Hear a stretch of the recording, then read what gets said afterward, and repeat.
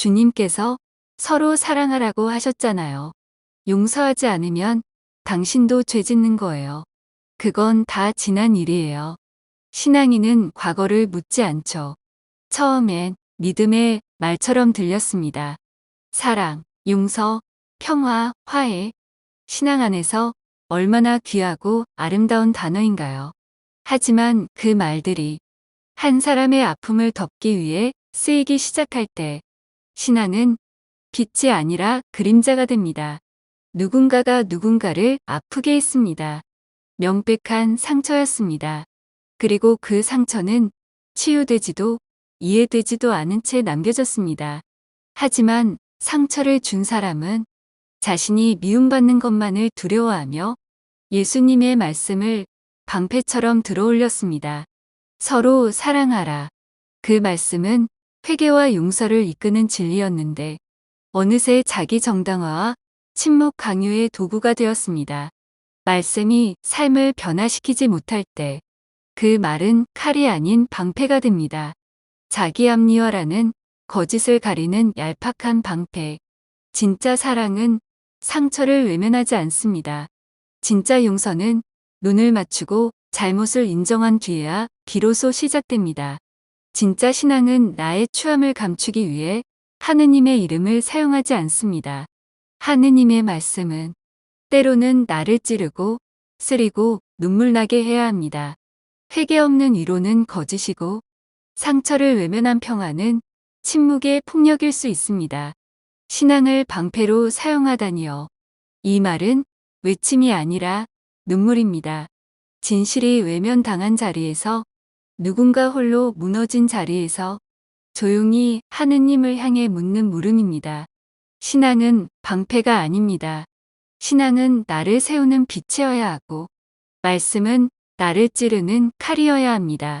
말씀은 먼저 나를 비춰야 하고 사랑은 먼저 나의 책임을 자각하게 해야 비로소 공동체 안에서 치유와 화해의 길이 열립니다.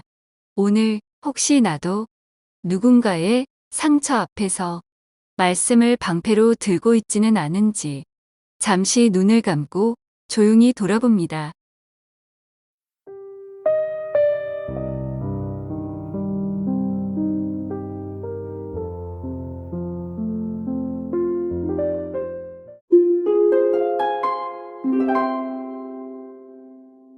비교하는 마음은 누구나 한 번쯤 경험해보는 내면의 파도입니다. 누군가의 성공 소식을 들을 때 쉽게 얻은 것처럼 보이는 부의 성취를 볼 때 나도 모르게 마음 한쪽에서 무언가가 움찔거립니다. 그것은 단순한 감탄이 아니라 나와의 차이를 이식하게 만드는 미묘한 감정입니다. 왜 나는 저렇지 못할까? 나는 왜 항상 뒤처지는 것 같을까? 라는 생각이 스며들기 시작하면 그 감정은 비교라는 이름의 그림자를 들이우며 마음을 어둡게 합니다. 사람은 본능적으로 자신을 기준 삼아 세상을 바라보기도 하지만 동시에 타인을 거울 삼아 자신의 위치를 확인하고 싶어하는 존재입니다. 이것은 인간이 관계 안에서 살아가기 때문이기도 하고 사회가 우리에게 끊임없이 경쟁을 부추기기 때문이기도 합니다. 하지만 그보다 더 깊은 원인은 어쩌면 자신의 고유한 가치를 온전히 믿지 못하는 데에서 비롯되는지도 모릅니다. 하느님께서 각 사람을 독특하게 창조하셨다는 진리를 마음 깊이 받아들이지 못할 때 우리는 타인의 은총을 부러움과 시기의 눈으로 바라보게 됩니다. 비교는 감정을 쉽게 흔들리게 만듭니다.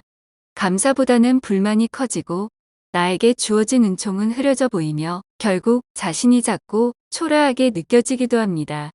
관계 속에서도 상처를 남깁니다. 질투로 인해 진심 어린 축하를 전하지 못하거나 상대를 밀어내며 마음의 거리를 두게 되기도 합니다. 원래는 기뻐할 수 있는 순간들이 비교의 시선으로 인해 무거워지는 것을 경험하신 적 있으실 겁니다. 그러나 이 마음에서 벗어나는 길은 분명 존재합니다. 그 시작은 하느님 안에서 나를 다시 바라보는 데 있습니다. 비교는 타인을 바라보는 것에서 시작되지만 회복은 하느님의 시선으로 나를 바라보는 데서 시작됩니다. 하느님은 각 사람을 지명하여 부르시고 그 자체로 사랑하십니다. 그분께서 내 삶에 주신 시간, 은총, 기회는 결코 타인의 것과 비교할 수 없는 고유한 선물입니다. 그것을 깨닫게 되면 다른 사람의 빛나는 순간 앞에서도 나를 잃지 않을 수 있습니다. 또한 비교를 감사로 바꾸는 훈련도 필요합니다. 감사하는 마음은 비교의 독을 해독하는 힘이 있습니다. 매일 주어진 작은 기쁨에 감사하고 나와 다른 이의 은총을 축복해주는 연습을 해보면 비교의 마음은 점차 물러나게 됩니다. 성경의 인물들 중에도 비교와 시기에서 자유롭지 못했던 이들이 있습니다. 그러나 결국 하느님의 부르심에 충실했던 이들은 타인이 아닌 하느님과의 관계 안에서 진정한 평화를 찾았습니다. 비교하는 마음은 인간적인 감정입니다. 하지만 그 마음에 휘둘리기보다 하느님께 더 가까이 나아가 자신이 받은 은총을 바라보는 눈을 갖는다면 우리는 비교가 아닌 축복의 길을 선택할 수 있습니다. 그리고 그 축복의 시선은 우리의 인간관계를 더 따뜻하게 만들고 삶을 더욱 충만하게 이끌어 줄 것입니다.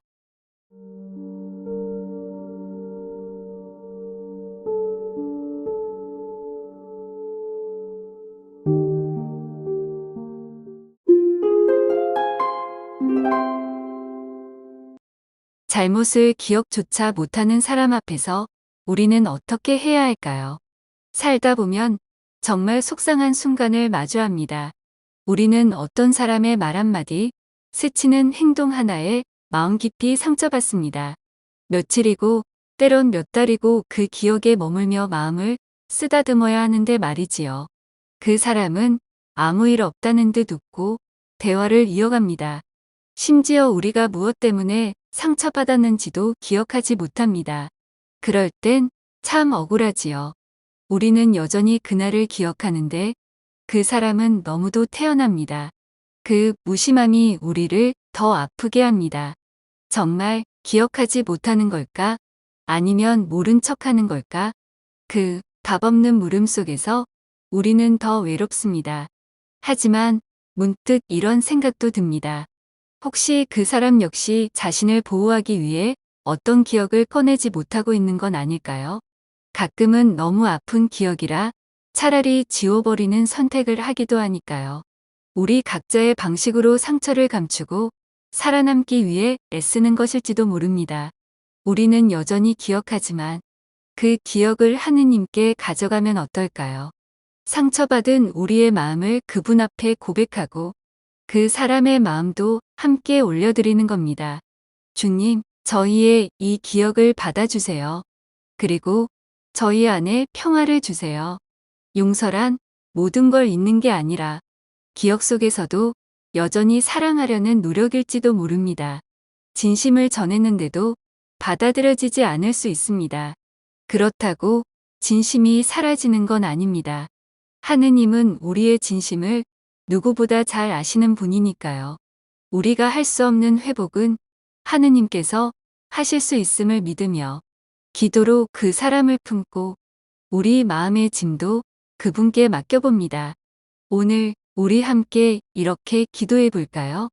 주님, 저희가 용서하지 못해 괴로울 때 그 마음까지도 안아주소서. 기억하지 못하는 이들을 원망하기보다 연민의 눈으로 바라볼 수 있는 지혜를 주시고 저희 안에 당신의 평화를 심어주소서.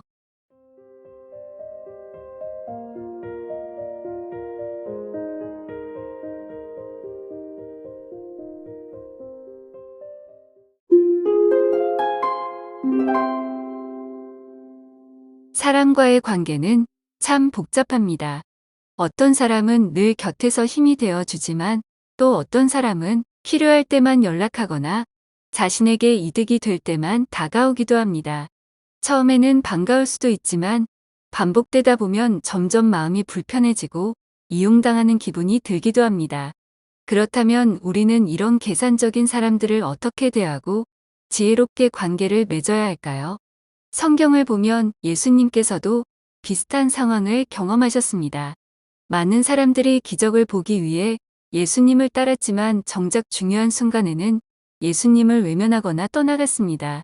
이에 대해 예수님께서는 요한복음 6장 26절에서 이렇게 말씀하셨습니다.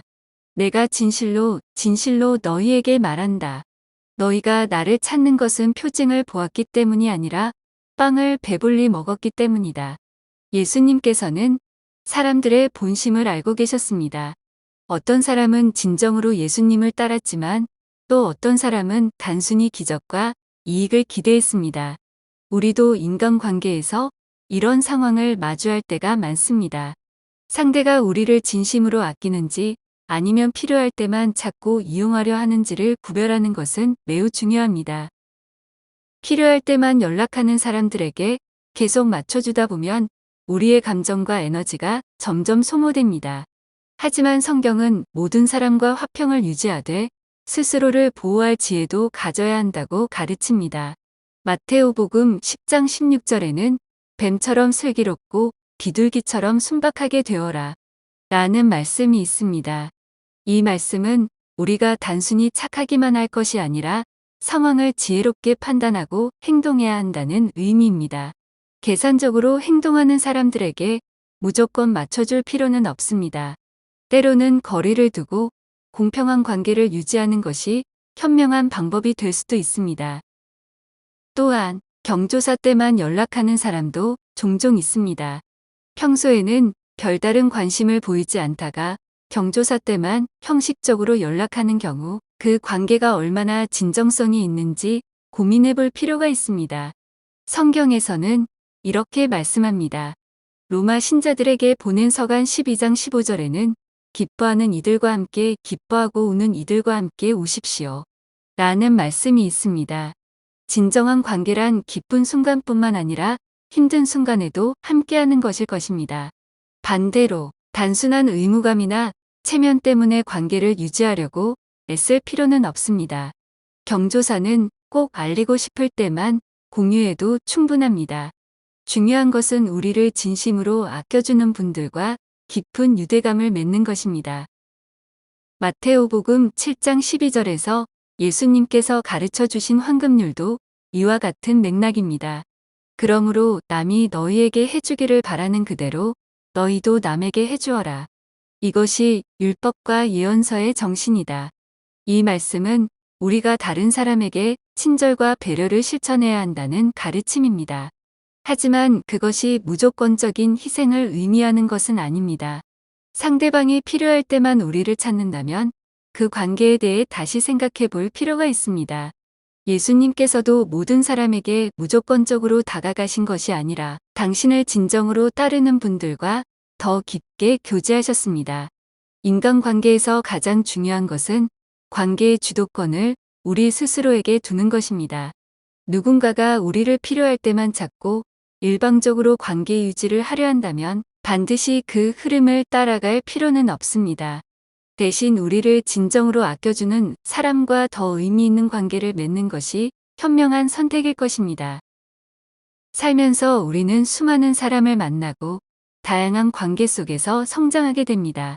모든 사람과 깊이 친해질 필요는 없습니다. 다만 우리에게 진정으로 소중한 사람을 가려내고 우리의 마음과 에너지를 가치 있는 곳에 쓰는 것이 중요합니다. 그것이야말로 성경이 가르치는 지혜로운 관계 맺기의 방법이 아닐까요?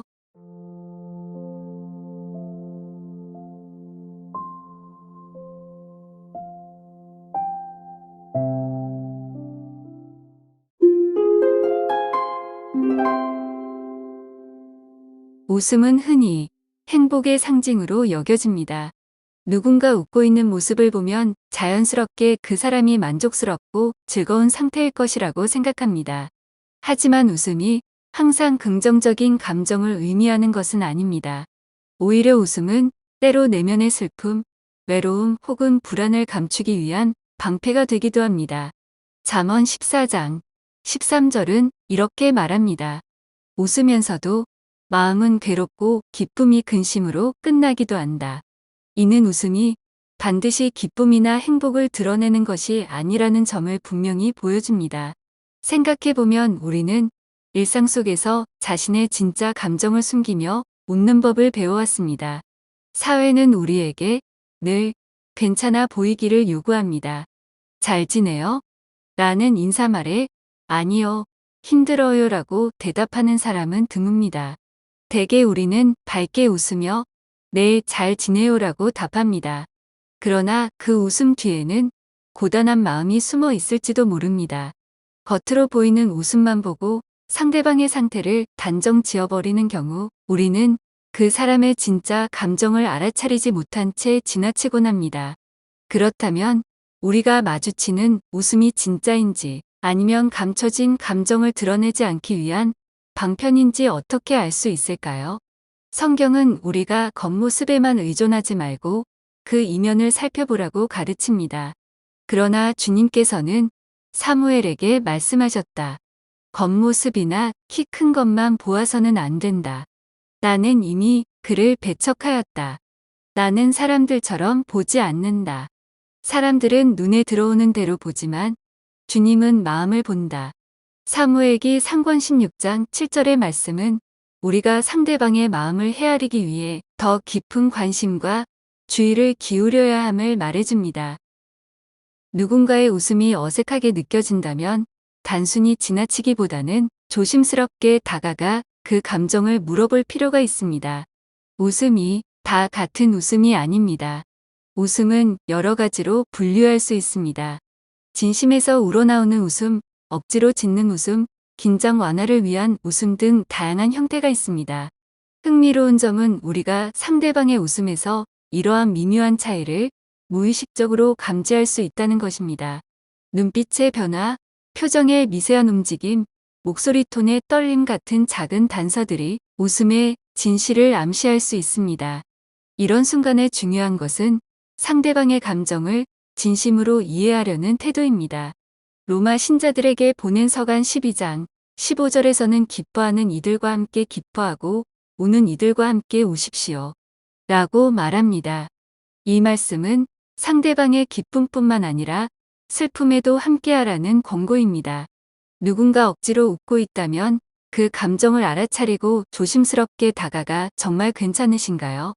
라고 물어보는 용기가 필요합니다. 때로는 이 작은 관심과 물음 하나가 상대방에게 깊은 위로와 치유가 될 수 있습니다. 우리는 흔히 감정을 나누는 것을 부담스러워합니다. 누군가의 슬픔이나 고통을 들여다보는 일이 무겁게 느껴질 수 있기 때문입니다. 하지만 성경은 우리가 서로의 짐을 나누는 것이 중요하다고 가르칩니다. 서로 남의 짐을 져주십시오. 그러면 그리스도의 율법을 완수하게 될 것입니다. 갈라티아 신자들에게 보낸 서간 6장 2절의 말씀은 우리가 서로의 감정을 함께 짊어질 때 더 깊은 관계와 사랑을 만들어 갈 수 있음을 알려줍니다. 우리가 누군가의 웃음을 가벼이 넘기지 않고 그 이면을 살피려는 노력을 기울일 때 그 사람에게는 큰 힘이 될 수 있습니다. 이와 같은 관심은 단순히 상대방을 돕기 위해서만이 아닙니다. 그것은 우리 자신에게도 큰 배움과 성장을 가져다 줍니다. 누군가의 미소를 통해 그 이면에 담긴 이야기를 발견하려 애쓰는 과정에서 우리는 인간관계의 깊이를 배우게 됩니다. 그리고 그 과정을 통해 자신을 돌아보는 기회도 얻게 됩니다. 나는 진정으로 괜찮은가? 혹은 내 웃음 뒤에는 어떤 감정이 숨겨져 있는가? 와 같은 질문을 던져보는 계기가 될 수도 있습니다. 웃음은 단순한 얼굴, 표정 이상의 것입니다. 그것은 감정의 다양한 층위를 보여주는 신호이자 마음을 들여다볼 수 있는 창입니다. 누군가 웃고 있다고 해서 그 마음이 평안하다고 단정 짓기보다는 오늘 그 미소가 어딘가 어색하게 느껴진다면 잠시 멈춰 물어보는 것이 필요합니다. 정말 괜찮으신가요? 라는 물음 하나가 상대방의 닫힌 마음을 열고 깊은 위로와 치유를 전할 수 있습니다. 결국 웃음의 이면을 바라본다는 것은 단순히 감정의 문제가 아닙니다. 그것은 우리가 서로를 얼마나 깊이 이해하고 연결되기를 원하는지에 대한 질문이기도 합니다. 성경의 지혜와 우리의 따뜻한 관심이 더해질 때 우리는 누군가의 웃음 속에 숨겨진 진짜 이야기를 발견할 수 있고 더 따뜻하고 깊은 관계를 만들어 갈 수 있을 것입니다. 오늘은 이렇게 웃음의 다양한 의미를 탐구하며 성경의 가르침과 인간관계에 대한 이야기를 해보았습니다.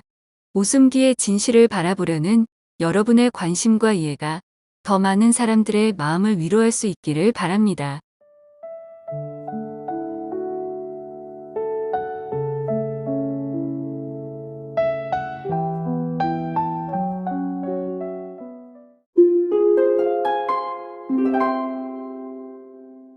나이를 알아야 하는 이유는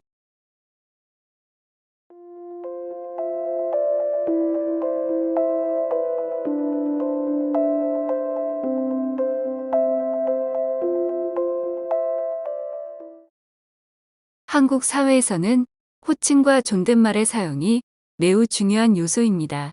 상대방의 나이를 모르면 적절한 호칭을 정하거나 말투를 조절하는 데 어려움을 겪기 쉽습니다.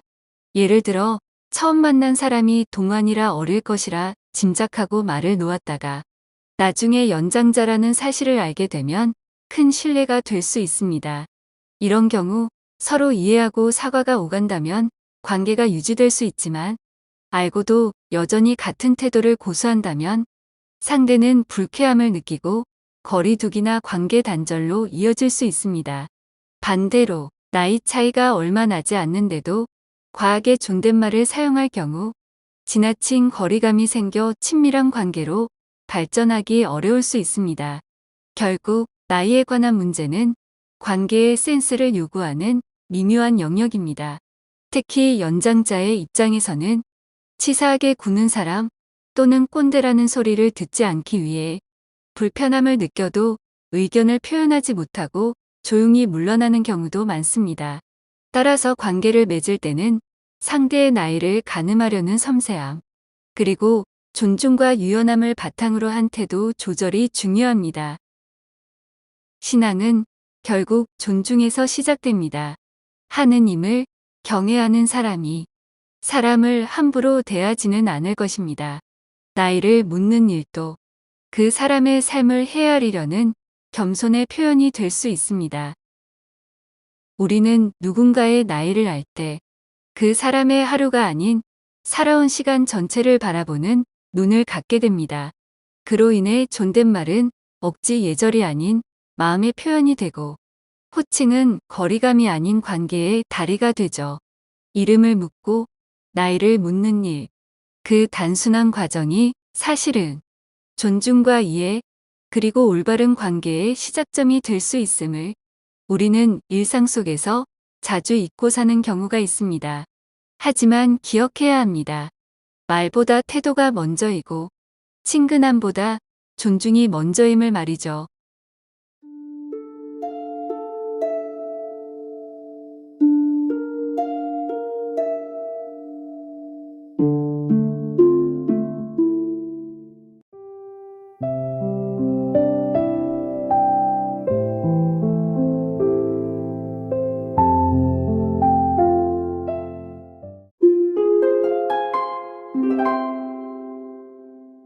사람은 누구나 실수를 합니다.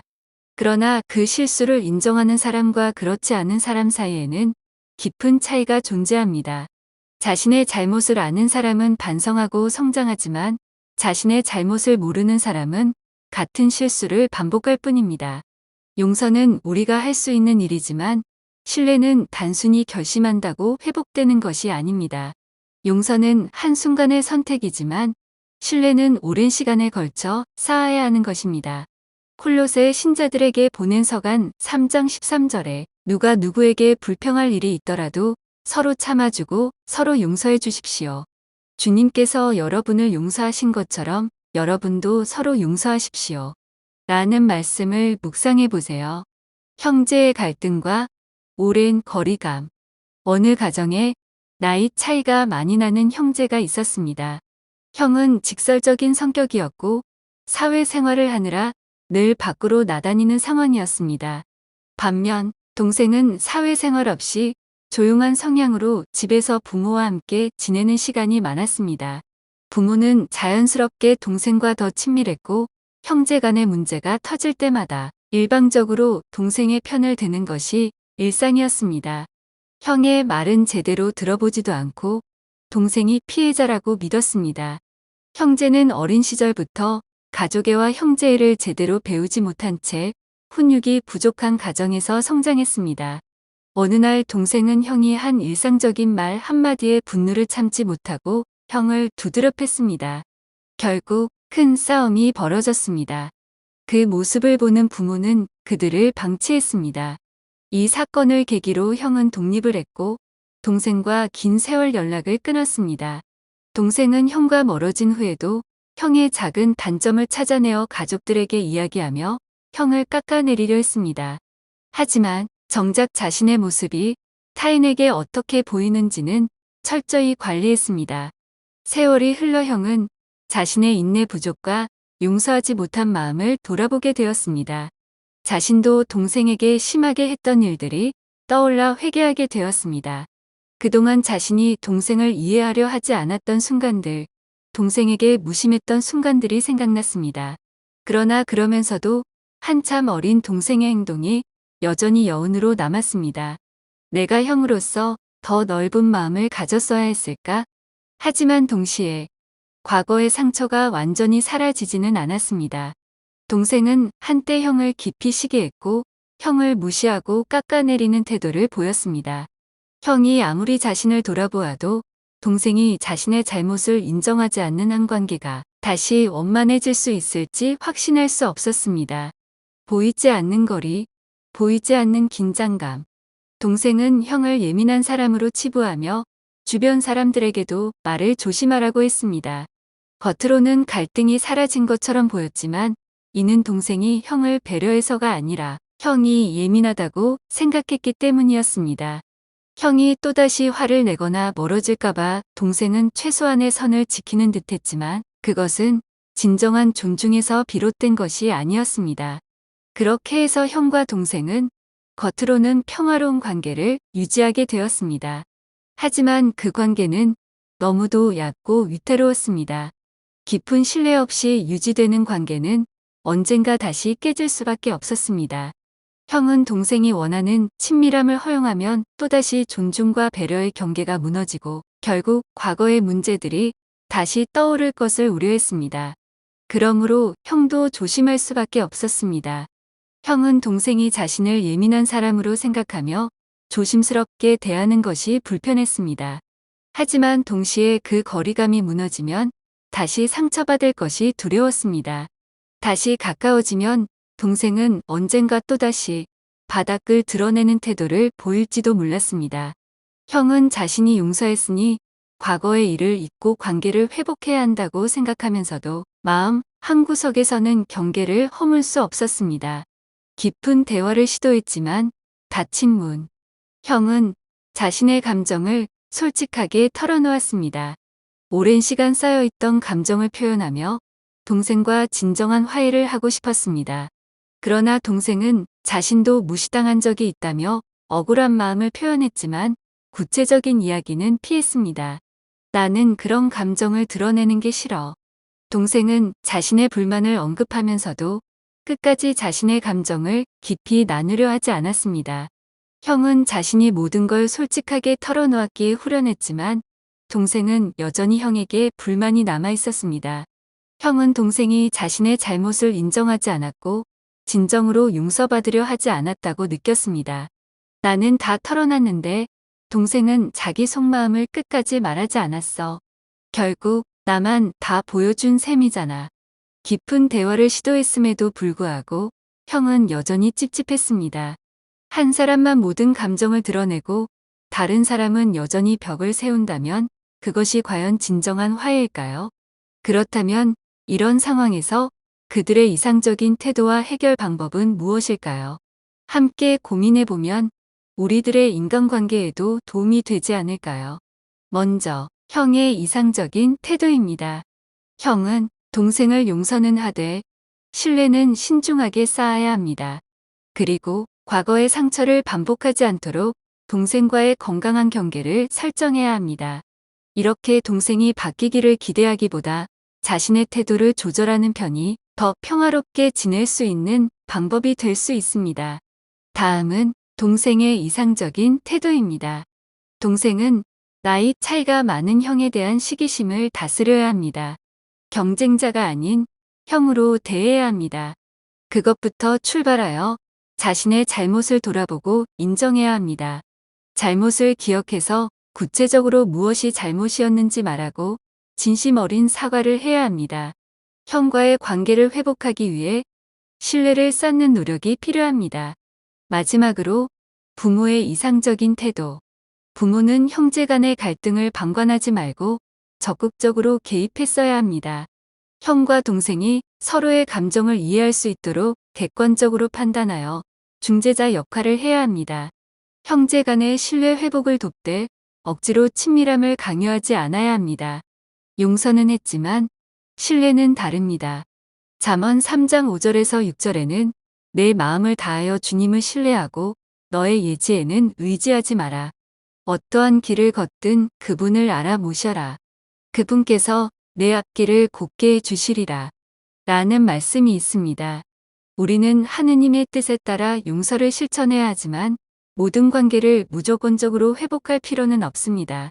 때로는 적절한 거리에서 서로를 이해하는 것이 더 건강한 관계일 수 있습니다. 용서는 사랑이지만 신뢰는 조건 없는 것이 아닙니다. 신뢰는 오랜 시간에 걸쳐 쌓아야 하는 것이며 상대의 변화 없이는 쉽게 회복되지 않습니다.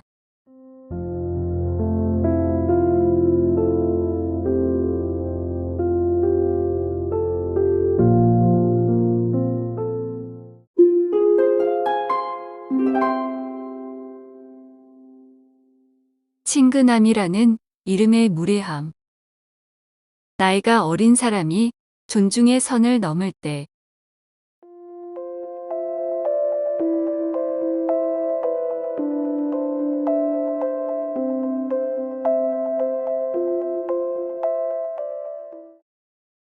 사람과 사람이 가까워지는 데에는 시간과 신뢰가 필요합니다.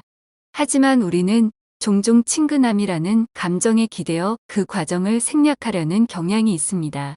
특히 나이가 어린 사람이 나이가 많은 이를 대할 때 이 친근함이 자칫 존중의 경계를 무너뜨리는 무례함으로 바뀌는 경우가 적지 않습니다. 겉으로는 웃으며 이야기해도 상대가 느끼는 감정은 다를 수 있습니다. 오늘은 그러한 미묘한 감정의 어긋남과 그 이면의 숨은 심리를 살펴보고자 합니다.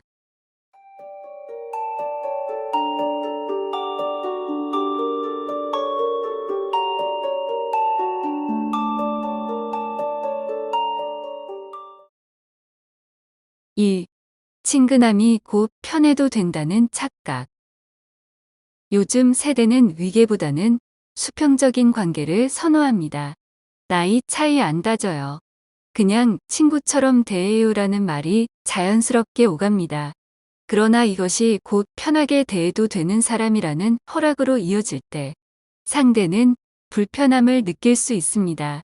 특히 자신의 삶과 신앙, 연륜에 대해 자부심을 지닌 어른들일수록 이러한 방식의 접근은 존중 부족으로 해석될 가능성이 높습니다.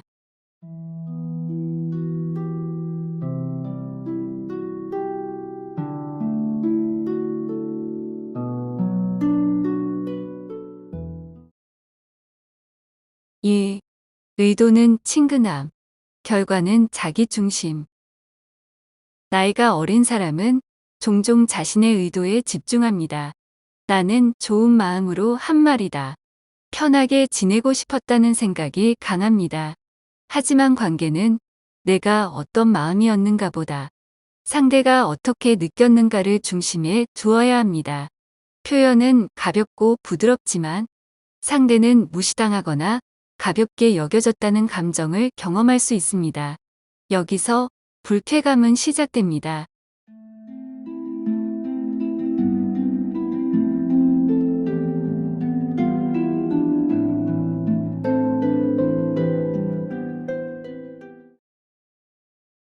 (3) 동안이라는 이유로 선을 넘는 말투. 외모가 어려 보인다는 이유로 형제님, 진짜 동안이세요? 저보다 어려 보이세요. 그럼 반말해도 되겠네요. 이런 말을 농담처럼 건네는 경우가 많습니다. 그러나 이 말은 듣는 이에게 당신의 살아온 시간은 중요하지 않다는 무례한 메시지로 받아들여질 수 있습니다. 실제로 이 말을 한 뒤 반말을 쓰거나 친구나 동생처럼 툭툭 대하는 경우 상대는 외면적으로는 웃고 있어도 마음 깊은 곳에서는 관계를 정리하고 있을 수 있습니다. 그래서 나이 어린 쪽에서는 자기 주위에 나이가 많은 분들이 왜 자신은 떠나는지 모르고 지내는 경우도 있습니다.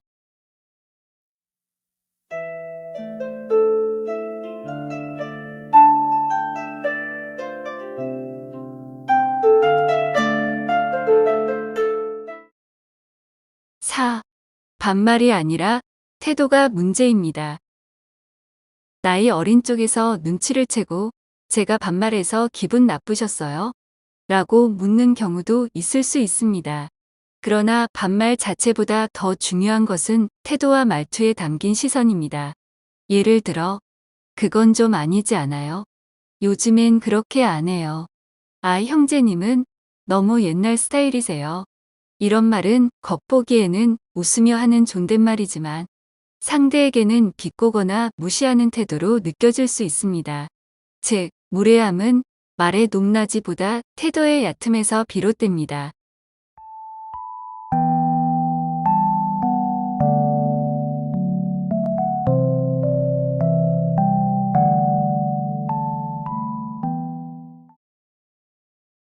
우, 싸가지 없다는 감정은 어디서 오는가? 이 모든 감정이 축적되었을 때 상대는 말하지 않지만 속으로 이렇게 느낄 수 있습니다. 싸가지 없다. 이 말은 단순히 말을 막 했다는 의미가 아닙니다. 상대가 느끼는 정서적 반응은 자신의 존재 전체가 가볍게 취급되었다는 감정에서 비롯된 것입니다. 존중받지 못했다고 느낄 때 그 침묵은 멀어짐으로 바뀌고 그 거리는 관계의 끝이 됩니다.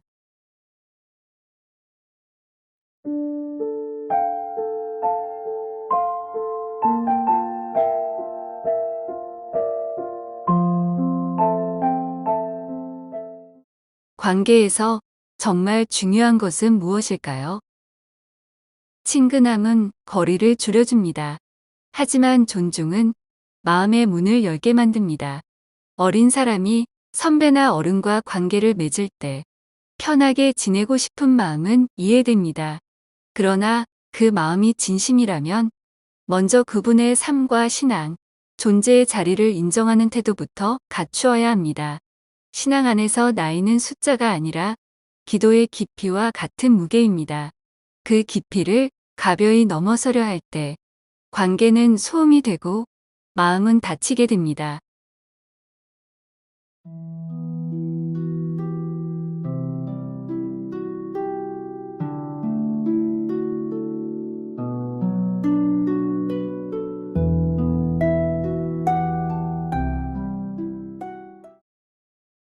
주님, 제가 누군가의 겉모습만 보고 그분의 시간을 가볍게 여기지 않게 하소서. 말이 부드럽더라도 존중이 빠진 태도를 경계하게 하시고 진정으로 가까워지고 싶다면 먼저 겸손히 그 삶을 바라보게 하소서. 친근함 위에 존중을 놓을 수 있는 지혜를 제게 주소서. 아멘.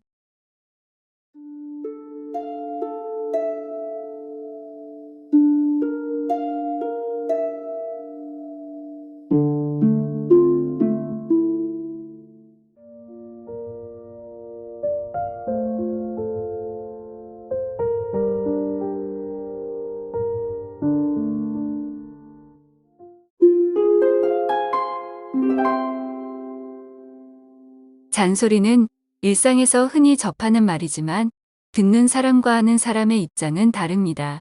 하는 사람은 반드시 필요한 조언이라고 생각하지만 듣는 사람은 불필요한 간섭으로 여깁니다. 같은 말이 반복되는 이유는 무엇이며 그 심리에는 어떤 차이가 있을까요? 잔소리를 하는 사람은 주로 상대방이 실수할까봐 걱정하거나 더 나은 방향으로 나아가길 바라기 때문에 반복해서 같은 말을 하게 됩니다. 예를 들어 부모가 자녀에게 공부 좀 해라라고 말하는 것은 단순한 습관이 아니라 자녀의 미래를 걱정하는 마음에서 비롯됩니다. 그러나 지나친 걱정이 통제 욕구로 변하면 듣는 사람에게 부담을 줄 수 있습니다. 성경에서도 비슷한 상황이 등장합니다. 잠언 13장 1절에는 지혜로운 아들은 교훈을 사랑하지만 빈정꾼은 꾸지람을 들으려 하지 않는다. 라는 말씀이 나옵니다. 훈계는 상대방을 위한 조언이지만 잔소리는 강요처럼 들릴 수도 있습니다. 같은 말을 반복하는 것이 반드시 효과적인 것은 아닙니다. 중요한 것은 상대방이 진심을 느낄 수 있도록 전달하는 방식입니다. 반면 잔소리를 듣는 사람의 심리는 다릅니다. 듣는 사람은 이미 알고 있는 말을 또 들을 때 짜증을 느낄 수 있습니다. 같은 말을 반복해서 들으면 나는 존중받지 못하는 걸까? 라는 생각이 들기도 합니다. 결국 두 가지 반응이 나타납니다. 반발하거나 무기력해지는 것입니다. 탈출기 4장 10절에서 모세는 주님 죄송합니다. 저는 말솜씨가 없는 사람입니다. 어제도 그제도 그러하였고 주님께서 이종에게 말씀하시는 지금도 그러합니다. 저는 입도 무디고 혀도 무딥니다. 라고 말하며 하느님의 부르심을 들었을 때 여러 번 거부했습니다. 하느님께서는 모세를 인내하며 계속 설득하셨고 결국 모세는 하느님의 뜻을 따르게 되었습니다. 이는 잔소리와도 유사한 면이 있습니다. 처음에는 거부감이 들지만 상대방이 진정성을 느낄 때 변화가 이루어질 수 있습니다. 잔소리가 효과적으로 전달되려면 표현 방식이 중요합니다. 잠언 15장 1절에서는 부드러운 대답은 분노를 가라앉히고 불쾌한 말은 화를 돋운다. 라고 말씀하십니다. 같은 말이라도 부드럽고 배려하는 방식으로 하면 상대방이 더 잘 받아들일 수 있습니다. 잔소리는 결국 관계의 문제입니다. 하는 사람과 듣는 사람이 서로의 입장을 이해하고 조율할 때 잔소리는 부담이 아니라 유익한 조언이 될 수 있습니다. 성경에서 하느님께서 반복해서 사랑과 인내를 강조하셨듯이 잔소리도 결국 사랑의 또 다른 표현일 수 있습니다. 하지만 그것이 진정으로 전달되려면 말하는 사람과 듣는 사람 모두가 서로를 배려하는 태도를 가져야 합니다.